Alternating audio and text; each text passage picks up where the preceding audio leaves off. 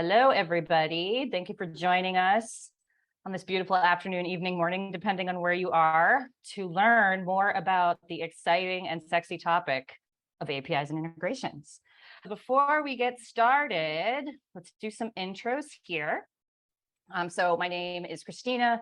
I am the CEO of Pandium and the co-founder of the SaaS Ecosystem Alliance, which is putting on this webinar.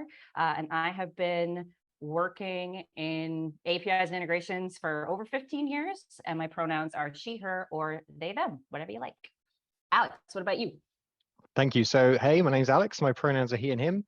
I've been working in this, I'm going to say API and integrations game for around 3 years. So I'm currently head of integrations. I was a head of platforms, and that basically just leads me to talk about this sort of stuff quite a bit with technical and non-technical people.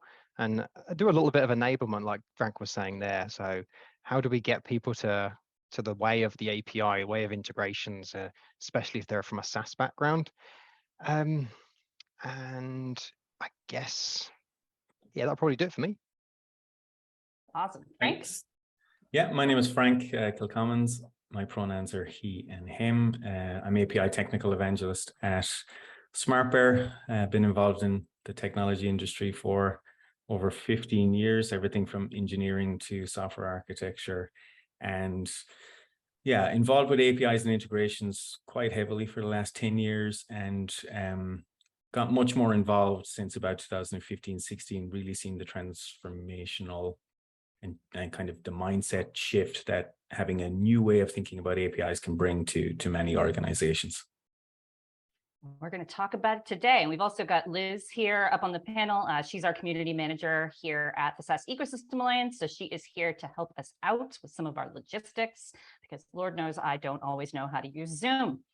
And as a little icebreaker for the audience, why don't you in the chat share where you're located? So where are you calling from in the world? And on a scale of 1 to 10, with 10 being Frank, I build APIs in my sleep, and 1 being, I don't know how I stumbled into this webinar. How familiar are you with APIs and integration? And that'll help us kind of frame the conversation a little bit too. So if you guys just want to throw it into the chat, cool. So let's get going. First, why should any of you care about any of this? I mean, I'd love to ask you guys, but unfortunately, there's too many folks to ask why you're here. I think we all have thoughts. But Frank, why should anyone care about any of this stuff? Well, I think in general, APIs are powering the world around us. So anyone who's using any form of device in their home, in their professional lives, are using APIs in some shape or form. So that's why everyone needs to have a basic understanding, I think, as to what APIs are, and we'll get into that a little bit later. But APIs really are powering the world around us. So I think that's why people should care about this topic. I think for me, I'll put the SaaS slant on it and say, traditionally, maybe we had like a large enterprise on-prem product and we had carte blanche access to this big database, and people are building all their integrations and solving real problems. That's really where the integration space is. Now it's a SaaS product. There is no database as far as the consumer or the customer is concerned, but they still want to be able to get access to their stuff. They still want to create integrations. So I think if we don't have APIs, we're stopping your customers for being able to create this joined up experience that's ultimately going to save them money, make them more productive, and really see the value. So it's really about unlocking that value, unlocking those possibilities so that people can go and create amazing, innovative things. Yeah, I think maybe just to kind of get into what you said there as well, Alex, it's, the way many people or companies would have brought value to market traditionally, they would have been in control of the end-to-end ecosystem. They would have been in control of the end-to-end user experience. That doesn't really happen anymore. So the concept of embedding your value into other experiences, other ecosystems, other platforms is par for the course now, and it's APIs that enable that to happen. So again, it just maybe crystallizes the point that you were making. Yeah, one of my friends talks about purpose being the real thing. So asking someone to say, what's your purpose? What's your secret sauce that you do better than nobody else? And really to try and focus in on that and say, why do we exist? What problems are we here to solve? and then look at to their left and right and say, well, who are my other little friends that I'm going to connect up with that's going to allow that really joined up experience? You can't be the big monolith ERP that solves everything. It's all around composability now and being able to, I think we talk about like Lego blocks. You can build something amazing. Everyone's going to build something subtly differently. But again, it's all around what's your purpose and how are you going to unlock those possibilities.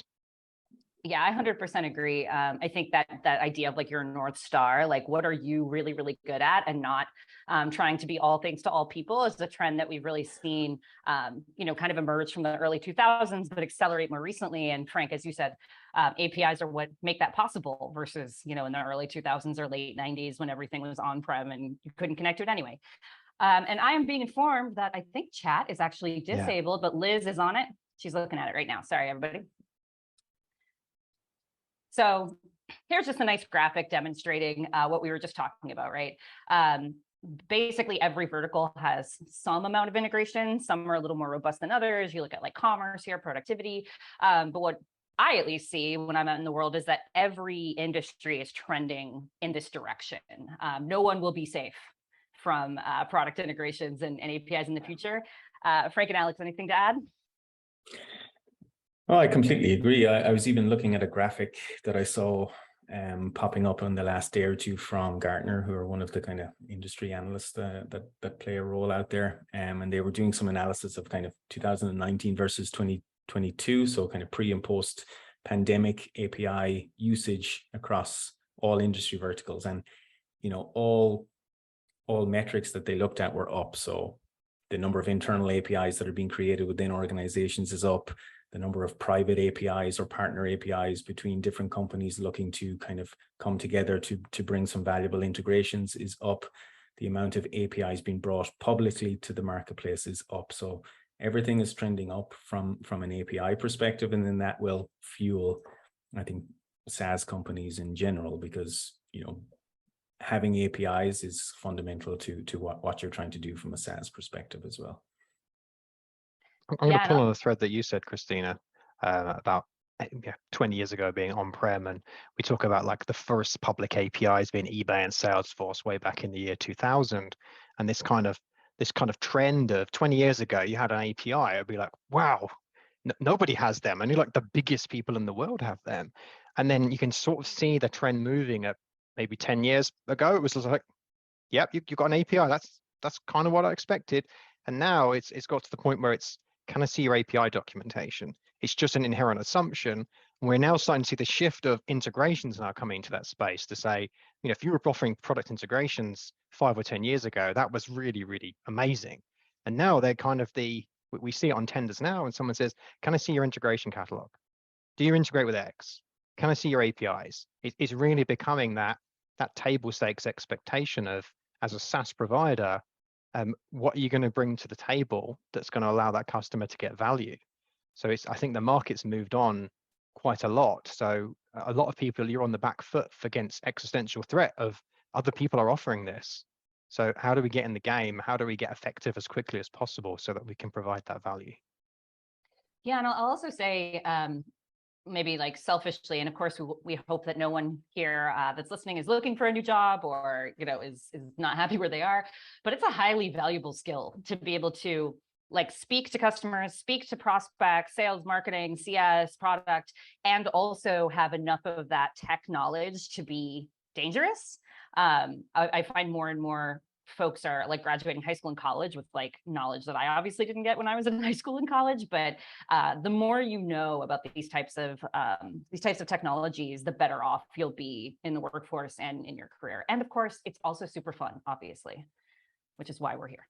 Yeah, like even in a past life, I would have worked for quite some time in the financial services industry, but even just equipping sales teams there who are going out selling finance or selling insurance completely, you would say, pulls away from API technology, making them aware that they can actually bring value to the customers that they're talking to because the integrations are possible and because we had API products within that company that could unlock financing capabilities for third parties, and getting them comfortable to talk with that was was so crucial to getting a seat at the table in some of those conversations, because understanding that your value can be consumed as an API, a bit like I alluded to in the past, where you're not in control of the full end-to-end user experience. But I often think of API as being the first UI. It's the first representation of your value that someone in that customer organization might consume. So if they're going to be critiquing you, as Alex said, they'll want to see your API catalog. They'll want to see your integration capabilities that are available. And that's what they will do to assess you before they even strike up a conversation with someone from your company.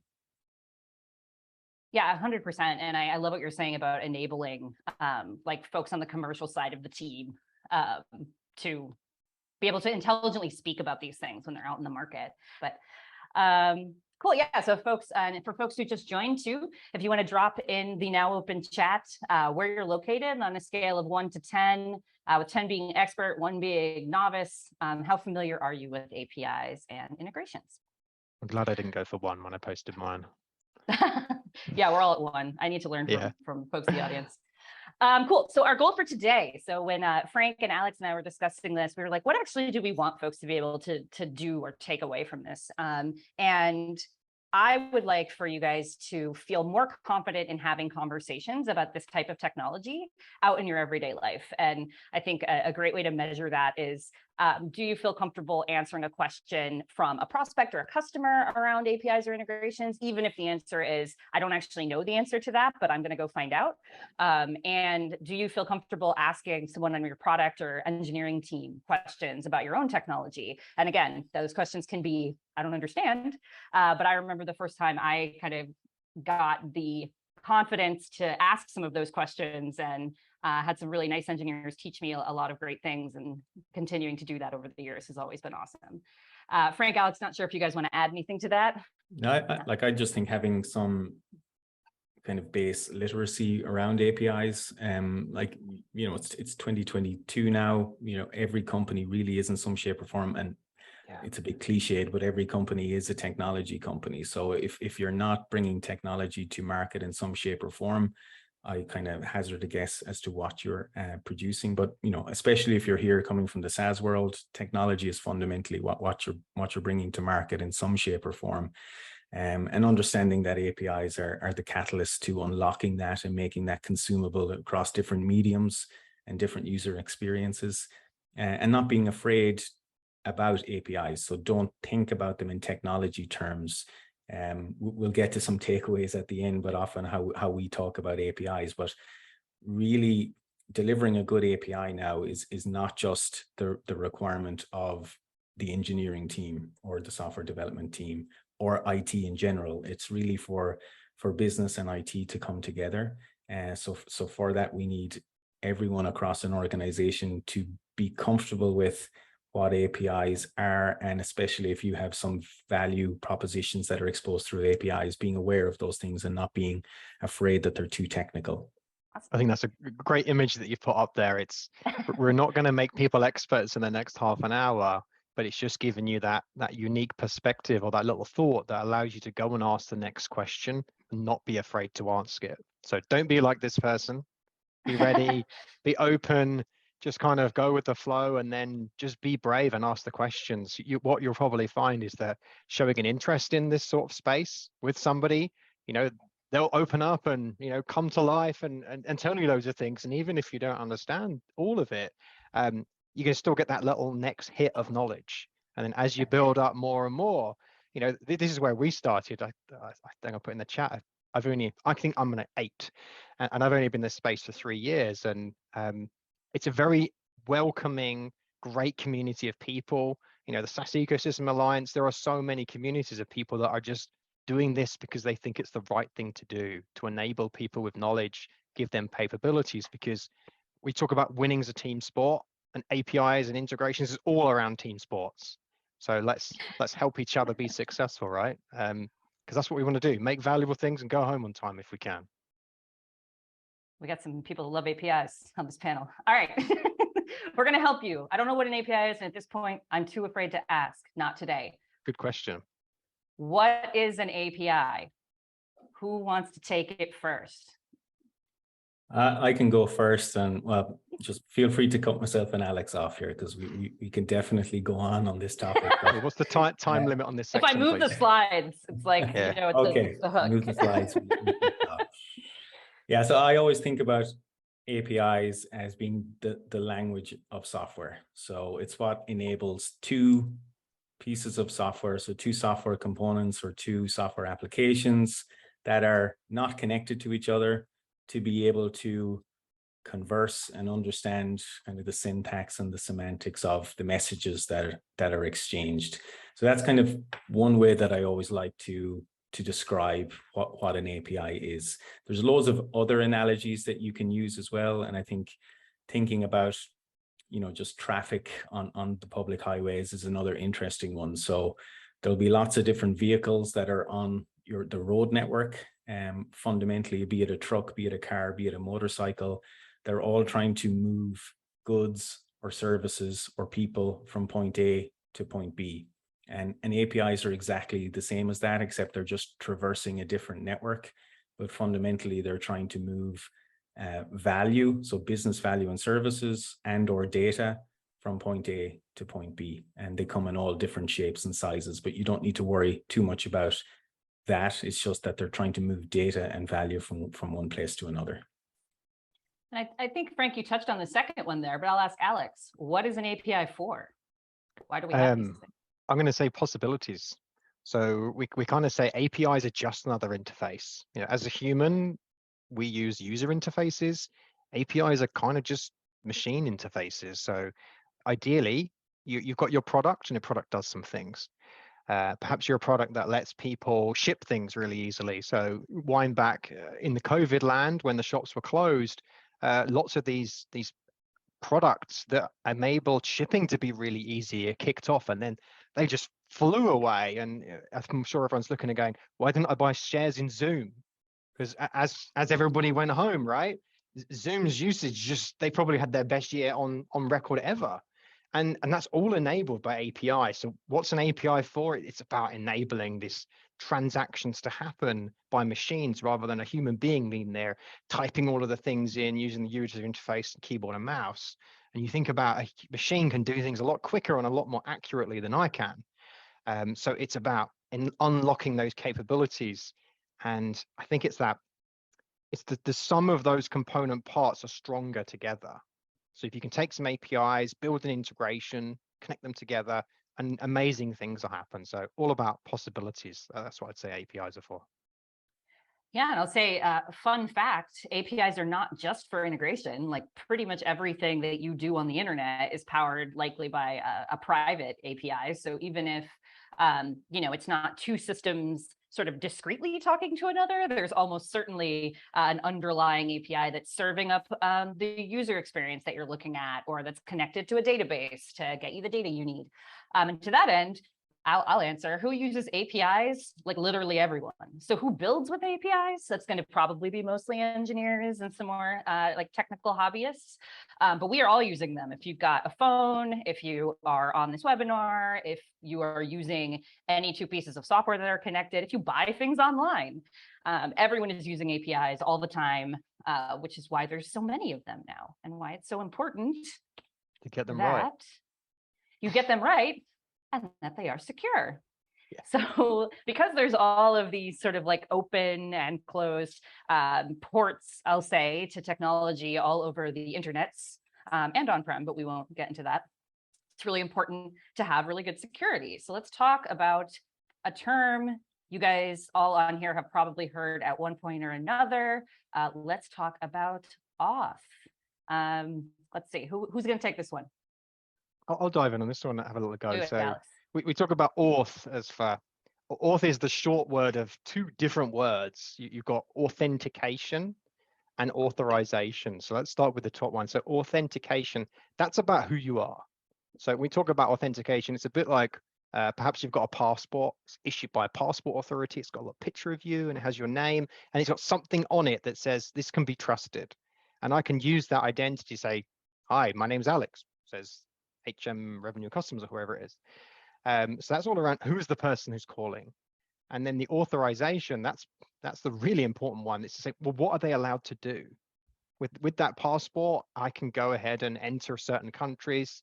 I can maybe purchase age-related stuff. Perhaps I want to go and buy some alcohol or something. And those rules are different for each country. So it's really that, who is it that's calling me? If I don't have that, and I've got a public API with no auth at all, is anybody's calling me? And what's scary is there is still breaches that happen every week that talk about somebody, perhaps their last year was all around home fitness equipment. Loads of home fitness equipment was all launched, and they had these APIs so that the treadmill can connect back and people can get their usage, and they had no security. So anybody could then talk to that API with a tool and be like, what's that person doing? And how many steps have they done? Because they'd never had any authentication, or they didn't have any authorization. So we say that's both of those things, you need both of them. Someone want to shout why? Why is it important? Frank, why is it important? Well, I can use another analogy, I guess, or another metaphor to describe it, which I think maybe resonates a bit more than trying to jump into technically why it's important. But naturally, we want everything to be secure. So often the way I kind of like to think about it is, let's say you walk into a hotel and you flash your passport like Alex mentioned, so that entitles you to get a key for your room. But of course, there's loads of doors in the hotel, but you're not going to have authorization to open all of those doors. And you definitely don't want someone else to be able to open your door and walk into you in the middle of the night. And you don't want a person that is not authorized to be able to walk into the control room of the hotel and turn on the smoke alarms or turn off all of the heating and this kind of stuff. So it's very important that, number one, you can assert who somebody is, but probably more importantly, that you can understand what they can do within any specific context. So when you think about this from, let's say, social interactions, even that you might have on your apps, like if you are signing into Twitter and you're giving Twitter permission to access your Facebook photos, for example, that is something that might get you thinking in certain terms from a security perspective. And maybe that's quite low on your spectrum, or maybe it's quite high in your spectrum. But probably you will think about it slightly differently if you're authorizing a new app to access your bank and be able to make payments on your behalf.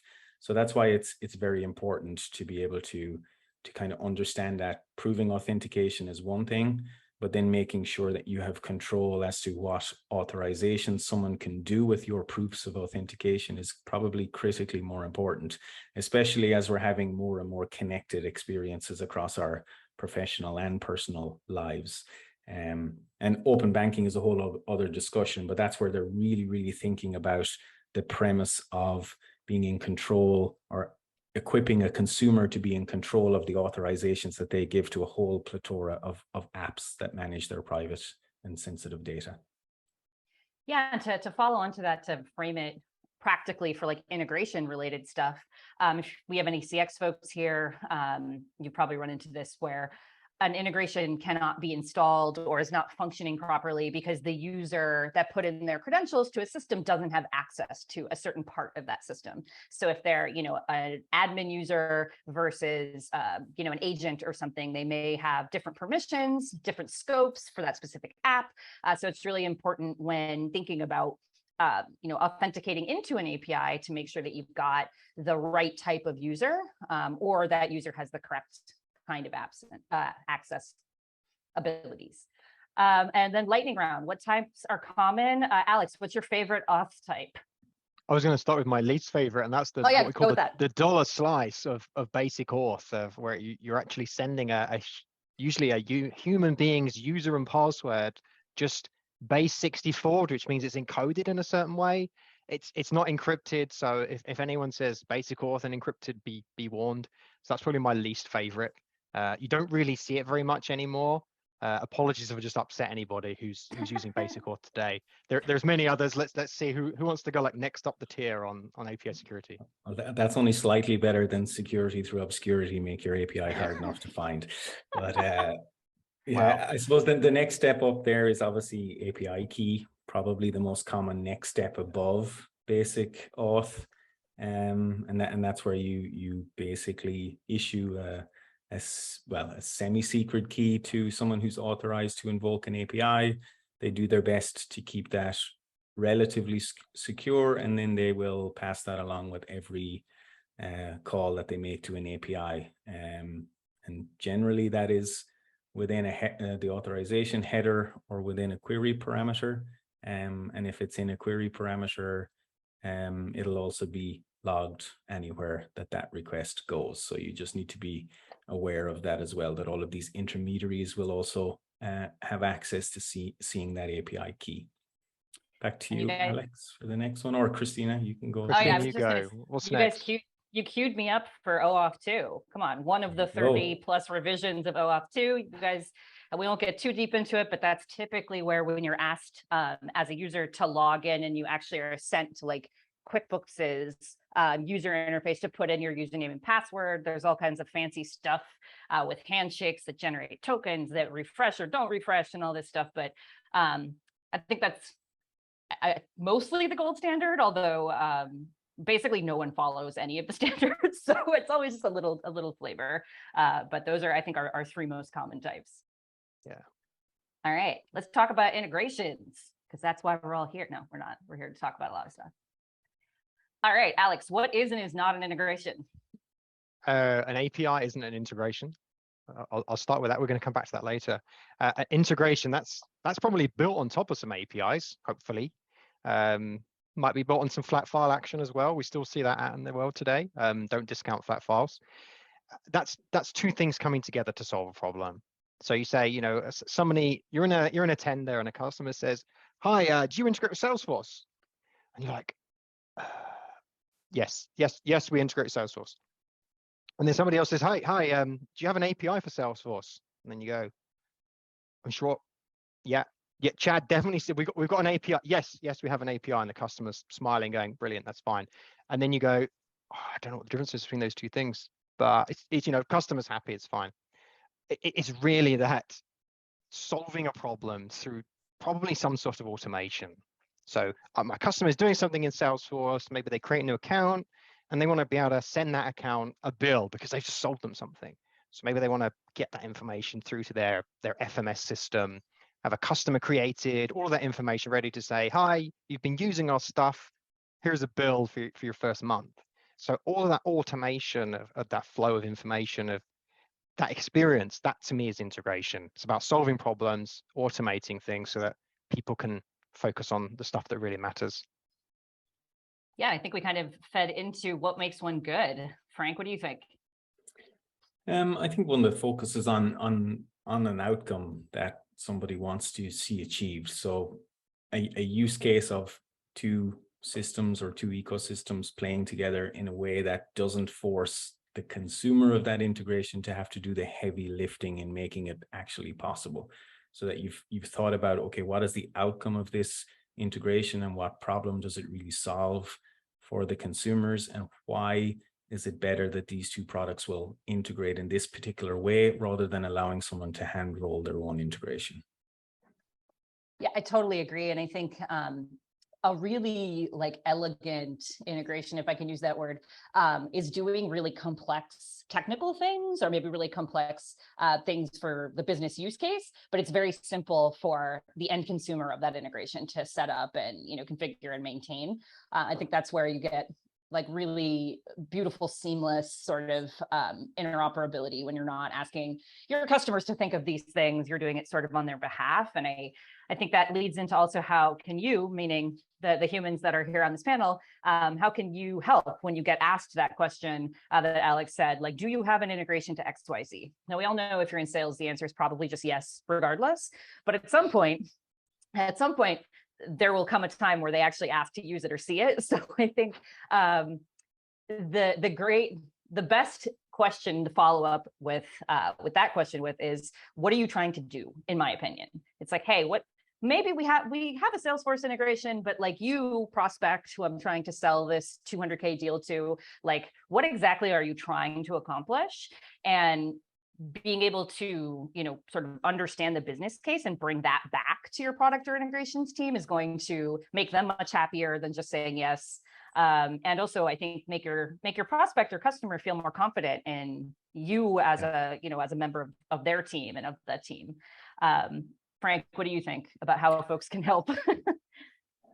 Yeah, I think there's a load of ways to help, but I think it's also having good discussions with maybe the product teams and the engineering teams within your organizations to make sure that you can become well versed in what type of integrations or what type of APIs you have available. But some of the things that you covered, Cristina, around what makes a good integration, that also makes a very good API. Yeah. So it's, kind of thinking about these things in terms of these are themselves a product, and these can be differentiating for us with regards to customers that we're making them available to, and making sure that they're sufficiently abstracted away from the technicalities of the implementation, because it's that experience of the integration, or it's that experience of the API. Like, fundamentally, an API is an interface, so it's a representation of a thing that's going to do something, but it's not the thing itself. It should be sufficiently separated from that,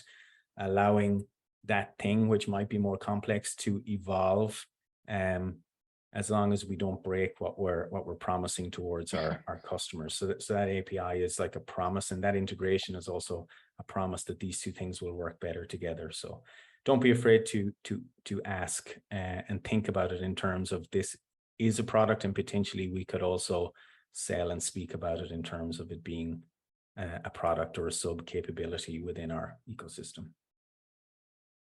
Cool. And we are just about 10 minutes out. So again, if anyone has questions, anyone from the audience, feel free to drop those in the Q&A, but let's keep going. Now, this is, I think, one of my favorite programming related memes of all time ever. I used to have it printed on my old office wall. But we want for this to not be you. We want to at least know why it's not working. You don't always know why it is working, but you at least want to know why it's not. And we want to help you guys get to that place. So we're going to drop some resources into the chat here. Frank, if you want to just maybe give an overview of what those are. And Alex, I know you had some too, but we'll put the ones Frank shared in here first. Yeah, so we have, I think, a whole slew of resources that come from our Swagger site, as well as our SmartBear site. So Swagger is kind of our tooling ecosystem around APIs, but they're not about the product. They're more around, if you want to read some interesting articles around the business aspects of APIs, and then dig a little deeper into the technical aspects of APIs, there's some good resources there. We have an academy resource, which is some free learning around different API topics that you can just go through, follow. If there's any tooling usage, you can use it for free. So that's basically it. Some really good topical free for view webinars as well around a whole range of different API orientated and quality orientated topics.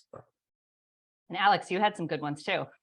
We were chatting about just a few minutes ago. I'll start with a key takeaway there. We didn't get to mention it earlier, and that's that the key takeaway of sometimes people talk about APIs being a bit like a waiter in a restaurant. And if you think about like the kitchen, that's where the back end or the technical stuff is.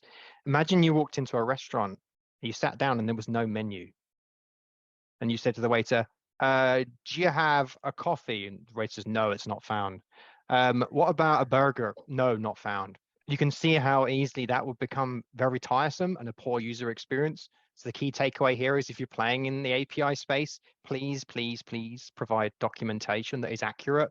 Similarly, imagine there was a menu, you ordered a vegetarian burger, and what arrived was something that was not vegetarian. You would not be a happy person if you're a vegetarian, right?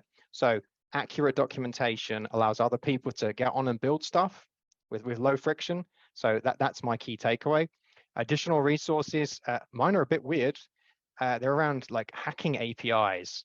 So I loved your slide that you put up about like $1 million cybersecurity program, and this traditional hacking that goes on of somebody's got to exploit this server and do this and do that, and they've got to go like 7 servers through. The API is there to present capabilities and data. If somebody used to try and get all the way to this database somewhere hidden inside a data center, the API's got loads of lovely data that people want to get their hands on. So I've shared a book called Hacking APIs by Corey that's very good. And there's also a video to watch, and it's written in a way that literally anybody could read this. There's no experience required, and work your way through being able to hack into APIs. So if you're the kind of person that likes doing puzzles and stuff like that, check it out. Awesome. And yeah, Frank, if you want to share your one of your key takeaways, I think we have a lot of takeaways. Yeah, we do. And I think myself and Alex were joking previously on a different call that we had, and it was coming up with what does API stand for, and kind of trying to step out of what it actually stands for. And I think the one I came up with on the fly was all people inclusive. And it really is that, because as I said, APIs are no longer just technical artifacts. They really are for everyone in the company to have an understanding for, because your API can be fundamentally what differentiates you from your competitors. And they're table stakes with regards to how people look at the capabilities that you offer. Having good APIs is what can make you stand out from your competition. So empathizing with the fact that who is going to consume your API, it's going to be a developer who's going to be the first consumer of that API, and making sure that there's continuity across all of the APIs that you offer, that you bake your brand into your API, because that's really what can differentiate you from the plethora of offerings that are out there in the marketplace. And engineers and developers can't take sole responsibility for that. So it really needs to be all assets and all different departments within the organization that get that to where it needs to be. I agree. And I mean, my takeaway for these conversations is always like, don't be scared. Like, there's great tools. I think Liz included Postman in that list there, which is a great tool to play with what I would say, go with like well-documented APIs, like the HubSpot API is great. The Twitter API, if you don't have to deal with auth, is great. And you could just play around to build some confidence around all of that stuff. And I see we have one question here. So we'll get to our Q&A. And Sonia says, even though companies say they have open APIs, that doesn't really seem to be the case, or at least it's more complicated than that. Technical terms are not consistent. Documentation is not complete. Aren't all open APIs private to some extent? Whew. Spicy, but true. Yeah. We joke and we say the only difference between a public and a private API is a product manager and an offer of some money. So we always say, consider all APIs to be public. Jeff Bezos threatened to fire all of his staff 20-something years ago if they didn't make all their APIs externalizable. And if you check it out, I haven't put it in the resources, but it's called the Jeff Bezos API, human API mandate. It is henceforth from today, all APIs must be externalizable, meaning that they could be consumed by people outside of the team that created it. And I think that was a massive moment for the world because there perhaps wouldn't be an AWS, and so many of us run on AWS. Would we be where we are today without him doing that? So I completely agree. If it's on the internet, which pretty much all APIs are, effectively it's public, just it's not documented yet. So please give them the same love and care that you would with an external one, because otherwise people will find it and they will exploit it.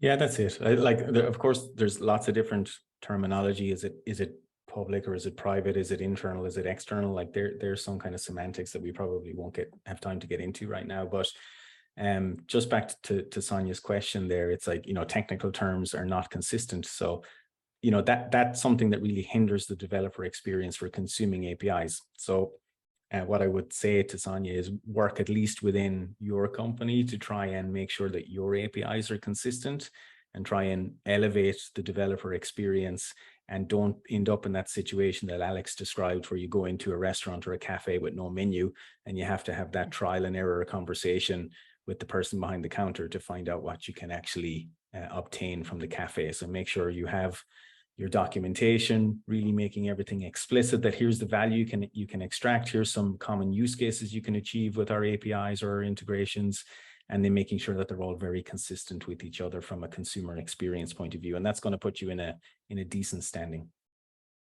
Yeah, and I'll kind of add on to that, Sonia. I'm not sure what your role is, but if you're coming at this from like a partnership perspective or something similar, where you're saying, hey, we start these projects and our partner's API doesn't support X, Y, and Z, or your own A good kind of first glance litmus test is to see if you can identify that other companies are actually using that API in a similar way to what you want to do. So talking about shipping, if you're like a shipping provider and you want to integrate with this new product, go look and see how many integrations they say they have with companies that probably are doing things similar to yours. And if you can get the help docs or reviews or some sort of sense of the success of that, if you have a really well adopted API, even if the docs are not 100%, you're going to be in much better shape than being the first person trying to use a new API with a new company. So, and with that, we are coming up on time. So if you guys were going to leave everybody with one final thought, what would it be? And I will go first. And folks, if you've heard me speak on other types of panels, I say this all the time. Mine is always never be afraid to ask why. Frank, go ahead. I kind of gave it away already, but APIs are for everyone. Mine is APIs are not integrations, does not equal integrations. So I think you said it already, Cristina. Just ask people, what are you looking to happen? It's a very powerful question. I like to that with the three of us, you can sort of tell like where the battle scars are, like based on our vantage point from each of these things. But it's been really, really fun. I hope that the folks in the audience also had a good time. And we still have some questions. Standards and governance. Jenna, I will reach out to you if you like, but there's the resources in the doc that Liz provided, and then obviously not to shill for Pandium, but we've got a lot of good research on APIs, authentication types, trends for companies. And I'm sure I'll speak on behalf of the other folks in this panel that anyone's welcome to reach out. If you guys have questions, I know Alex, for a fact, loves to talk about APIs. We've spent many hours doing so. And yeah, if there's topics that you guys want to dive further into, if there's specific things you want to learn more about, definitely hit up me or Liz in the SaaS Ecosystem Alliance, and we can see if we can put some folks together to get some enablement for you. Thank you so much, Frank and Alex. It's been really nice spending some time with you. It's been a pleasure. Thank you. Thanks so much, Cristina. Thanks, Alex. See you guys out there.